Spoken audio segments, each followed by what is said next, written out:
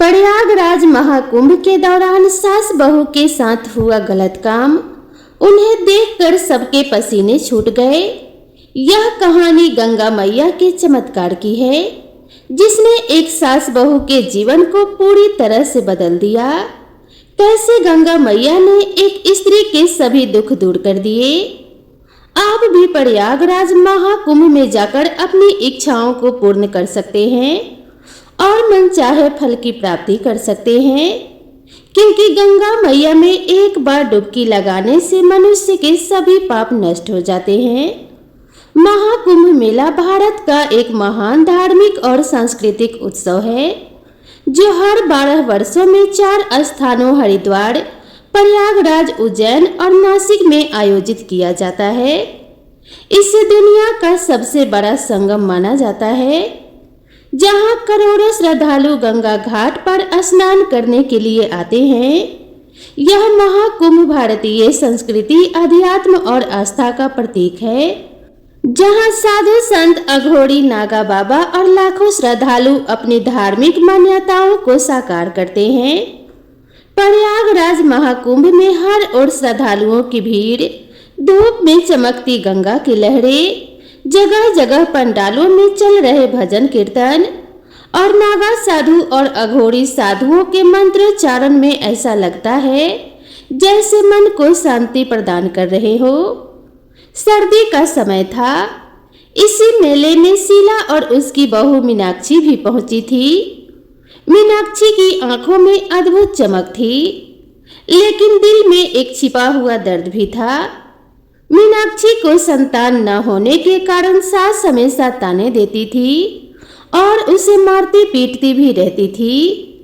सास शीला के लिए यह मेला केवल एक धार्मिक यात्रा नहीं थी, बल्कि सास अपने बहू के जीवन को समाप्त करना चाहती थी, जिससे वह अपने पुत्र की शादी किसी दूसरी स्त्री के साथ कर दे।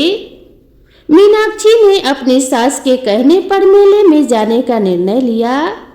उसने सोचा कि शायद इस पवित्र स्थान पर उसका जीवन कुछ बदल जाए। गंगा मैया के दर्शन करते हुए मीनाक्षी की आंखों में आंसू छलक पड़े। वह सोच रही थी कि क्या गंगा मैया मेरी पीड़ा को देख रही हैं? क्या मेरे जीवन में कभी सुख आएगा? संगम के किनारे मीनाक्षी का हृदय गंगा की तरह बह रहा था। वह सोच भी नहीं सकती थी कि आने वाले दिनों में उसकी जिंदगी में कितने और दुख आने वाले हैं। प्रयागराज के महाकुंभ मेले में श्रद्धालुओं की भीड़ बढ़ती ही जा रही थी। गंगा मैया की लहरें दूर से ही बहुत तेज बहती हुई दिखाई दे रही थी। घाट पर श्रद्धालुओं की भीड़ लगी हुई थी, लेकिन मीनाक्षी का मन अशांत था। सास शीला ने उसे संगम स्नान के लिए बुलाया। शीला ने आज पहली बार मीनाक्षी से मीठी मुस्कान के साथ कहा, बहू चलो गंगा स्नान करने चलते हैं। यहाँ स्नान करने से सारे पाप धुल जाते हैं और मन की सारी इच्छाएं पूरी होती है। शायद गंगा मैया की कृपा से तुम्हें संतान का सुख मिल जाए।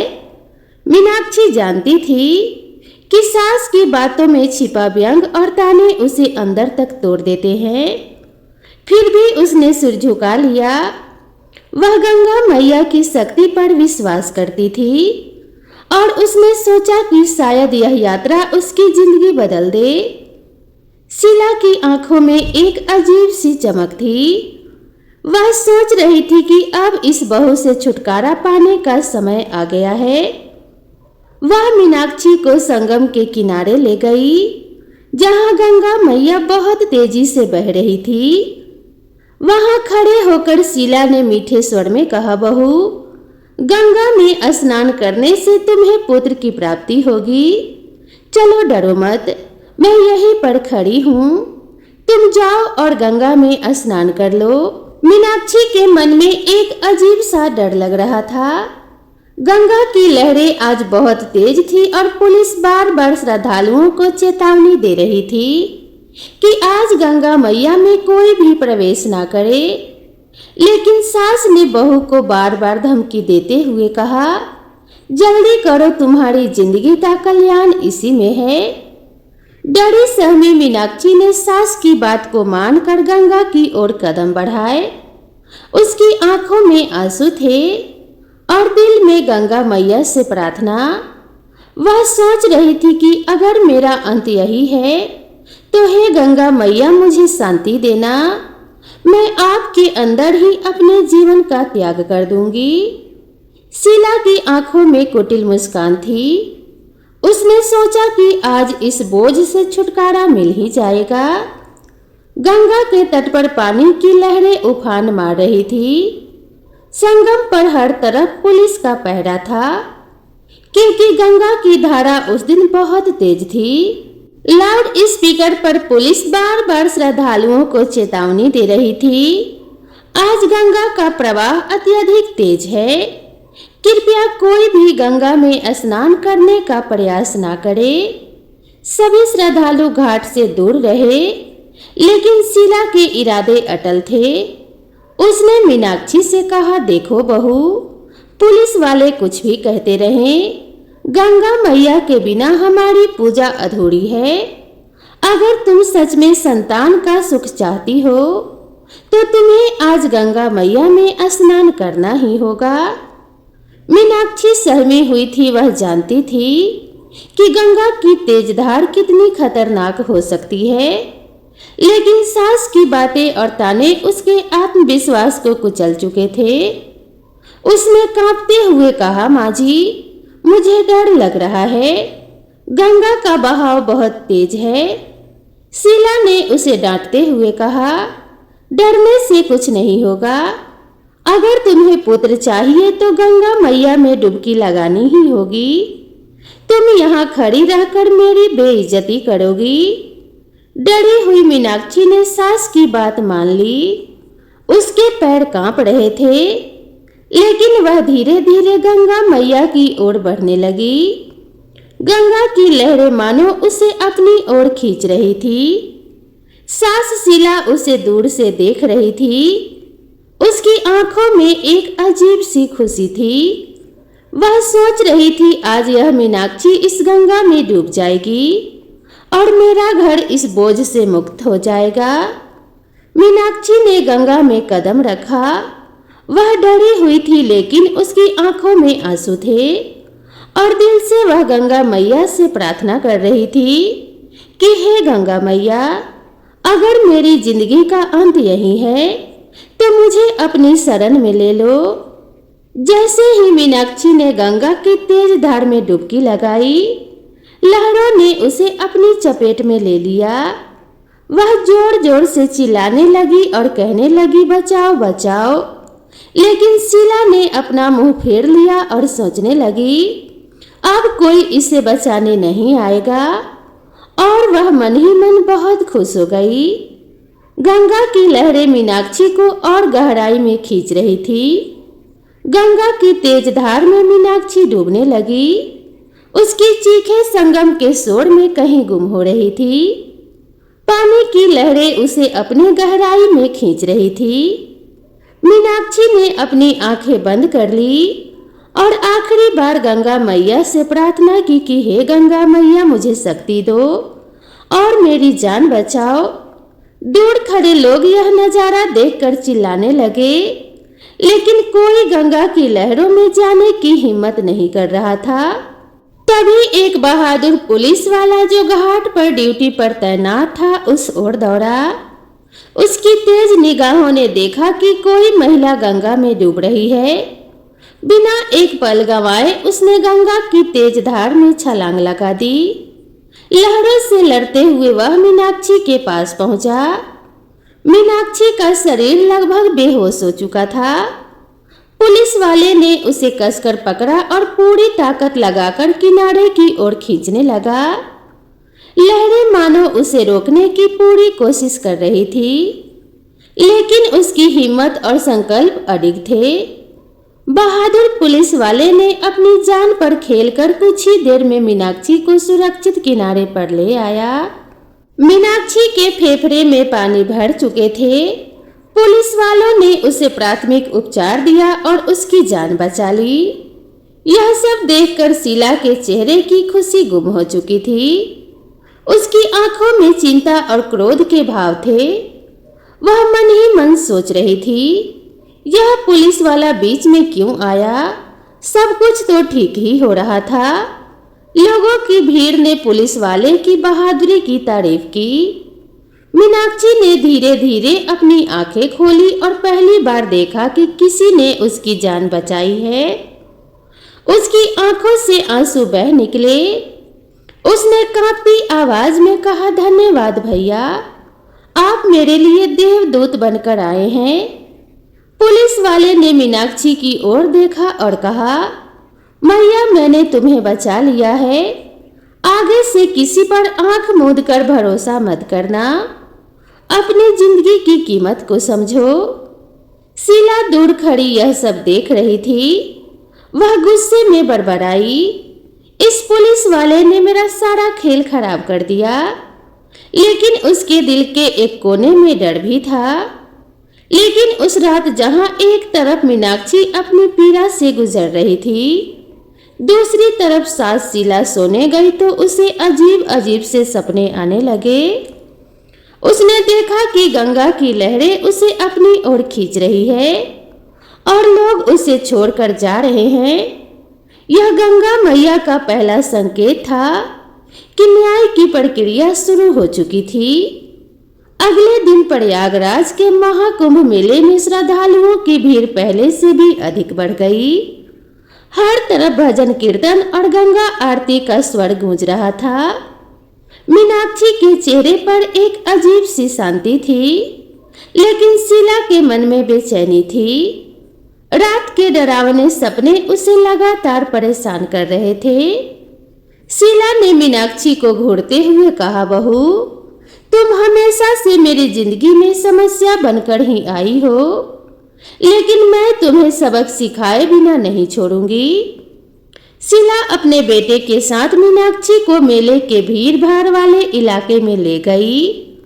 वहां चारों ओर साधु संतों की मंडलियां, भंडारे और श्रद्धालुओं की कतारें लगी थी। अचानक शीला ने मीनाक्षी से कहा, तुम यहीं पे खड़ी रहो, हम अभी थोड़ी देर में आते हैं। इतना कहकर माँ बेटे ने मीनाक्षी को वहीं छोड़कर वे दोनों आगे बढ़ गए। शीला बहुत खुश थी। उसने भीड़ में आगे बढ़ते हुए मीनाक्षी को पीछे छोड़ दिया। लेकिन गंगा मैया का क्रोध अब शीला पर टूटने वाला था। जैसे ही शीला आगे बढ़ी, चारों ओर भगदड़ मचने लगी। वह अचानक अपने बेटे से अलग हो गई। अब शीला को समझ नहीं आ रहा था कि वह कहाँ जाए। शीला मदद के लिए चिल्लाई, कोई है, मेरी मदद करो, मैं यहाँ फंस गई हूँ। बेटा, तुम कहाँ चले गए हो? मैं यहाँ हूँ, कोई मेरी मदद करो। लेकिन किसी ने उसकी आवाज नहीं सुनी। शीला को बुढ़ापे के कारण वापस जाने का रास्ता भी याद नहीं था। वह इधर उधर भटकती रही। उसके पास खाने के लिए भी कुछ भी नहीं था। घबराहट और थकान के कारण उसकी हालत खराब होने लगी। वहीं दूसरी ओर मीनाक्षी ने अपने पति को ढूंढ लिया। मीनाक्षी ने अपने पति से पूछा, सासू माँ कहाँ है? पति ने कहा, मुझे पता नहीं कि माँ कहाँ चली गई है, मैं भी उन्हें ही ढूंढ रहा हूँ। यह सुनकर मीनाक्षी बहुत दुखी हो गई। दोनों पति पत्नी भीड़ में शीला को खोजने लगे। इसी दौरान शीला को अपने किए हुए पाप याद आने लगे। उसने खुद से कहा, मैंने अपने बहू के साथ कितना अन्याय किया है। मैंने उसे मारने की कोशिश की और अपमानित किया। अपने बहू और बेटे से दूर हुए उसे 7 दिन बीत गए थे। शीला का शरीर अब कमजोर हो गया था और वह बिल्कुल भिखारी की तरह दिखने लगी थी। उसे अब मीनाक्षी की अच्छाई याद आने लगी। उसने सोचा, मेरी बहू ने कभी मेरे खिलाफ कुछ नहीं कहा, फिर भी मैंने उसके साथ इतना बुरा किया। 7वें दिन जब शीला की हालत बेहद खराब हो चुकी थी, तभी मीनाक्षी ने एक मंदिर के बाहर भीख मांगते हुए अपनी सास को देखा। मीनाक्षी अपनी सास की ऐसी हालत देखकर बहुत दुखी हुई। मीनाक्षी ने शीला को सहानुभूति देते हुए कहा, माँ जी आप यहाँ कैसे आ गई? हम आपको 7 दिनों से ढूंढ रहे थे। चलिए मैं आपको घर ले चलती हूँ। शीला की आंखों में आंसू आ गए। उसने कांपती आवाज में कहा, बहू मैं तुमसे माफी मांगती हूँ। मैंने तुम्हारे साथ बहुत अन्याय किया, मुझे माफ कर दो। मीनाक्षी ने उसकी माफी स्वीकार करते हुए कहा, माँ जी गंगा मैया ने हमें फिर से एक कर दिया है। अब हमें एक नई शुरुआत करनी चाहिए। शीला ने पहली बार महसूस किया कि सच्चाई और प्रेम ही सबसे बड़ी ताकत है।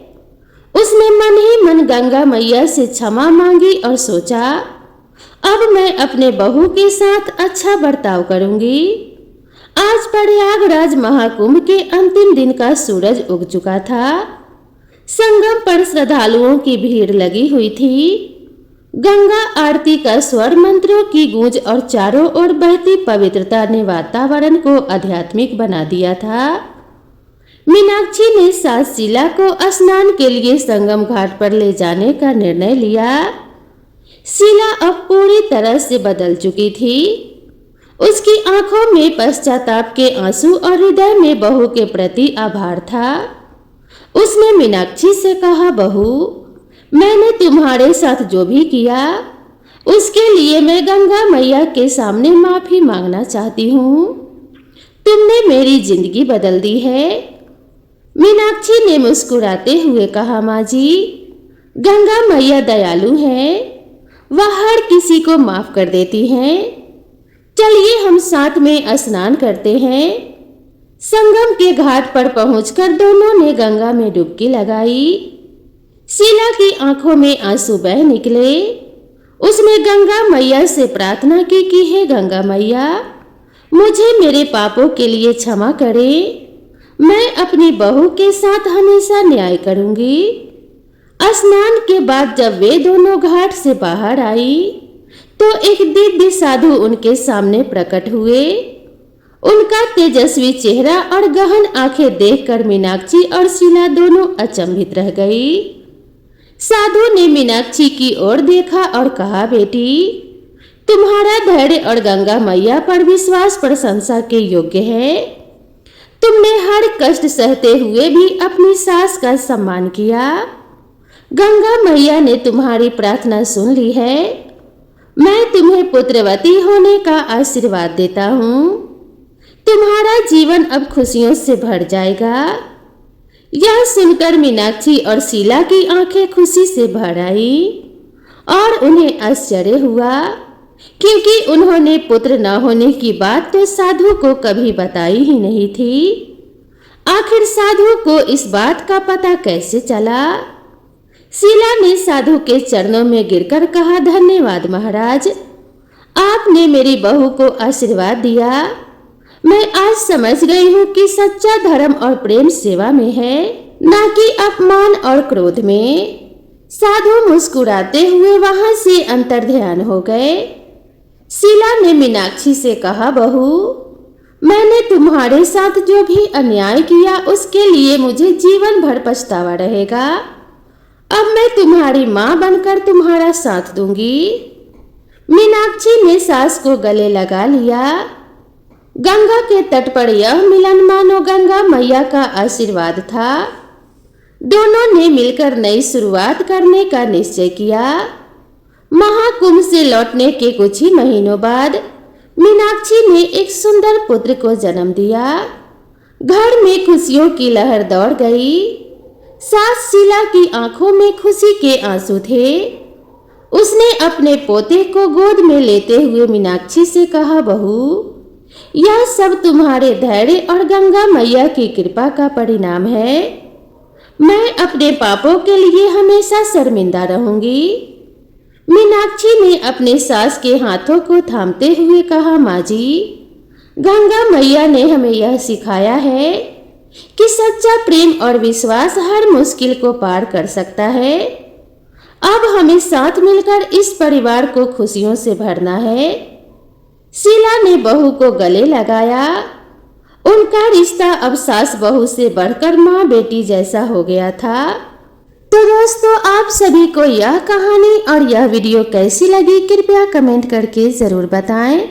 वीडियो पसंद आई हो तो उसे एक लाइक ज़रूर करें और साथ ही अपने सभी फ्रेंड्स और फैमिली के साथ भी शेयर कर दें।